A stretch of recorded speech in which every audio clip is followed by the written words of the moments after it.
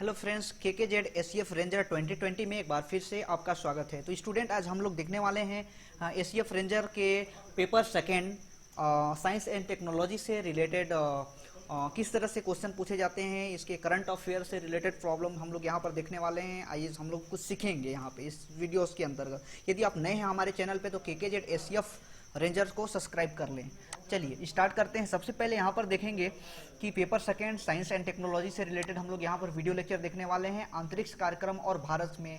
सबसे पहले यहाँ पर देखेंगे कि पहला उपग्रह जो है, पहला उपग्रह क्या था, पहला व्यक्ति कौन थे, पहला महिला कौन थी, प्रथम महिला कौन थी और पहला यान कौन था। ठीक है, इस सारी चीजों के बारे में हम लोग यहाँ पर देखने वाले हैं। तो यहाँ पर ध्यान से देखेंगे तो यहाँ पर देखते हैं कि सबसे पहले इसके बारे में आपको, यदि आप सैटेलाइट से रिलेटेड चीज़ों के बारे में जानना है तो आपको यहाँ पर हम देखना है कि सबसे पहले स्टार्टिंग से स्टेप बाय स्टेप आपको जाना है। सबसे पहले इसरो का पूरा नाम क्या है? जी हाँ, इसरो नाम आप सुने हैं, लेकिन इसको आप यहाँ पर देखेंगे कि इसरो का पूरा नाम होता क्या है। बहुत लोगों को नहीं पता होगा। भारतीय अंतरिक्ष अनुसंधान संगठन। जी हाँ, भारतीय अंतरिक्ष अनुसंधान संगठन इसरो का पूरा नाम होता है।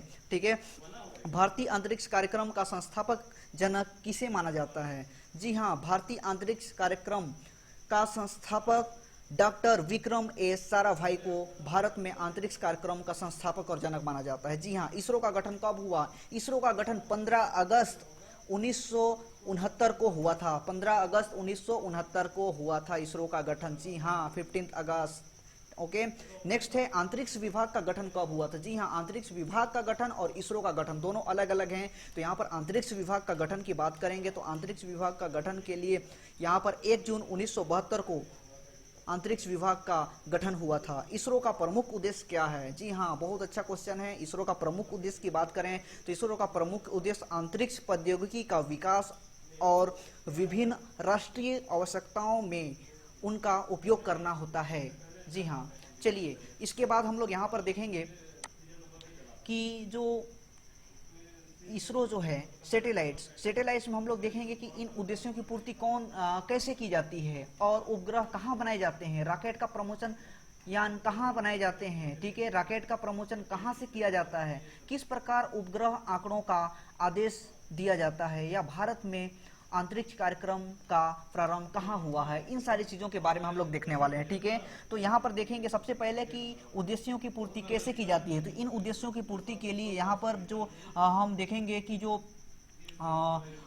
इनसेट हैं और IRS के लिए जो स्थापना के लिए 2 उपग्रह जो है प्रमोशन यान जो है बनाया गया था, PSLV और GSLV। ठीक है, PSLV और GSLV के जो है यहाँ पर आपूर्ति उसी के थ्रू होता है, जिसमें हम लोग यहाँ बढ़ते हैं देखते हैं संचार, दूरदर्शन प्रसारण और मौसम विज्ञान की सेवाओं के लिए इनसेट और संसाधन मॉनिटर का प्रबंध के लिए जो है इसरो जो होता है IRS प्रणाली ने यहाँ पर इसका उद्देश्य की पूर्ति करता है। जी हाँ, नेक्स्ट क्वेश्चन है उपग्रह कहाँ बनाए जाते हैं। उपग्रह कहाँ बनाए जाते हैं? तो उपग्रह आईजेक में बनाए जाते हैं। जी हाँ, इसरो उपग्रह केंद्र में बनाया जाता है।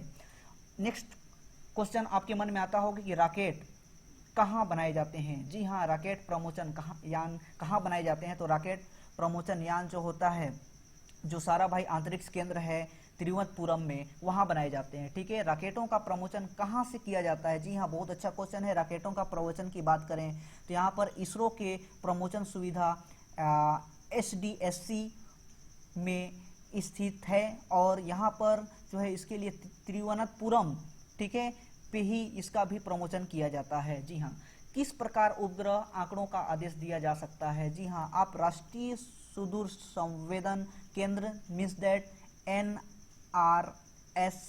हैदराबाद के आंकड़ों से प्राप्त किया जाता है। हैदराबाद, जी हाँ, हैदराबाद जो होता है उपग्रह आंकड़ों का आदेश दिया जाता है। ठीक है, भारत में अंतरिक्ष कार्यक्रम का प्रारंभ कहाँ हुआ? जी हाँ, बहुत अच्छा क्वेश्चन है। तो भारत में अंतरिक्ष कार्यक्रम का प्रारंभ तिरुवनंतपुरम के निकट एक टल्स में हुआ था, एक जगह का नाम है, वहां पे हुआ था। ठीक है, इसके बाद हम लोग यहाँ पर देखेंगे कि जो है यहाँ पर और भी क्वेश्चन जो सैटेलाइट से रिलेटेड है, जो रेंजर्स में पूछे जाते हैं, एसीएफ रेंजर में किस तरह से क्वेश्चन। तो सबसे यहाँ पर देखेंगे कि रॉकेट प्रमोशन केंद्र के रूप में थुम्बा का चुनाव क्यों किया गया। थुम्बा का चुनाव कहने का मतलब ये भूचुंबक की भूमध्य रेखा से होकर गुजरती है, इसलिए इसका चुनाव किया गया था। ठीक है, परिज्ञापी रॉकेट क्या है?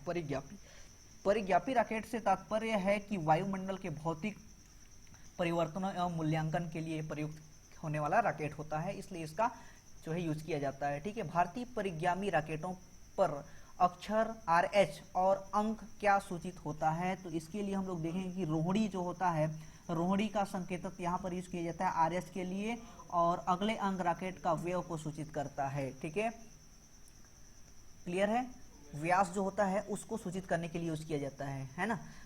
पहला रॉकेट कब प्रमोशन किया गया था? यह रॉकेट कौन सा था? जी हाँ, पहला रॉकेट नेकी अपाची संयुक्त राष्ट्र अमेरिका से किया गया था, जो है 21 नवंबर 1963 में प्रमोशित किया गया था। कहाँ पे किया गया था? अमेरिका पे। ठीक है, भारत ने स्वयं अपने रॉकेट कब से बनाने शुरू किए? बहुत अच्छा क्वेश्चन है, बहुत इंपॉर्टेंट है अभी वाले एग्जाम्स में एसीएफ रेंजर पे। ठीक है, तो यहाँ पर भारत ने स्वयं अपने रॉकेट कब से बनाना शुरू किया? तो भारत जो है पहला अपना रॉकेट, ठीक है, स्वदेशी परिसाफी रॉकेट RH-75 जो है 20 नवंबर 1967 को प्रमोशित किया गया था। 20 नवंबर 1967 को प्रमोशित किया गया था भारत ने अपना पहला स्वदेशी रॉकेट। ठीक है, नेक्स्ट है VSSC का विस्तार क्या है?